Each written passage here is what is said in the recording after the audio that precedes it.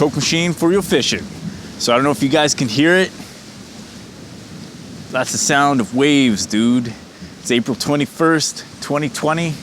A lot of the ice has come off the lake here on the other side of this ice wall. Big waves coming in. There's a lot of slush blowing up on the shore here, so that's pretty cool, but it seems like we're well on our way to a defrosted lake. In fact, I'd almost say it's almost completely defrosted.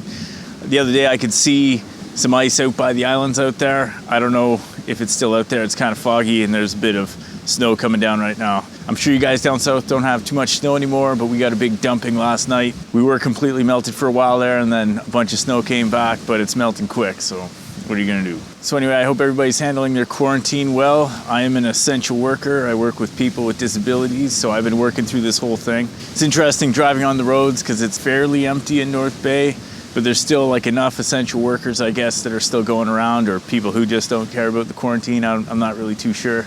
I'm a member of a bunch of fishing groups on Facebook, and there's some pretty fiery debates going on right now about whether or not you should be fishing during the quarantine. Some people are like, no way, stay in your house, no fishing. Other people are like, well, if I can go out and avoid all sorts of people, then that's a prime example of social distancing. It's an interesting thing because some people have to drive quite a distance to get to a place where they can fish. Other people like me live really close to water bodies, so going fishing sort of makes sense. Right now, of course, Nipissing is closed for another month, so I don't have to worry about it too much.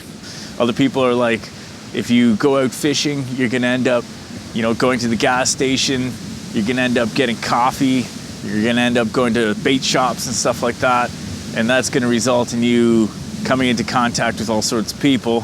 I think it's a very nuanced kind of thing. Some people live very close to the water, like yours truly here. When the season opens here, May 2-4 weekend, I'm probably just gonna slip a canoe out into my backyard here, weather permitting, and do some fishing. Whereas other people might have to drive for several hours to get to prime fishing grounds, going to small towns and stuff like that. And people are really concerned that, say, people from the city are gonna bring the COVID virus out to small towns and infect them. So far in North Bay, we've been doing pretty good with only, I think, 16 cases, and it's slowly going up, but not particularly fast. So things seem to be handled well here at the moment. Most of our cases are from people traveling abroad and whatnot, with a few community transmissions. We definitely don't have a whole heck of a lot of cases of the COVID just yet, or at least known cases. That's important to know. I don't know where you guys stand on the issue of whether or not it's okay to go fishing during quarantine. Let me know in the comments.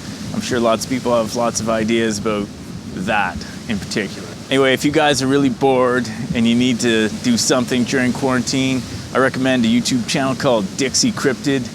It's this guy from the southern states that gets all these stories sent to him via email of different Sasquatch encounters. And he's got a real smooth voice. He's probably got like 150 videos, each of them like 40 minutes long. So you just fire this guy on and he just tells you these stories. Some of them are, obviously fabricated, and some of them are, pretty interesting. One of them, as I recall, was actually from the Nipissing, North Bay area, which is really cool. He's a real sweet guy to listen to, and he's easy on the ears, that's for sure. If you want to get yourself really spooked about the way the world's gonna be in the next while, check out Canadian Prepper. I take everything he says with a grain of salt, but he's got some really good ideas about how to be prepared for pandemics. Some of the stuff might come off as a little paranoid, depending on how you view it.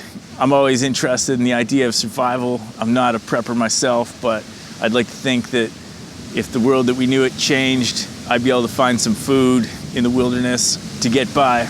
Canadian Prepper will tell you all about, how things are gonna be, how to survive in certain situations with, societal meltdown. Interesting stuff to listen to, but, try not to get too scared about it, because that's not really good for you.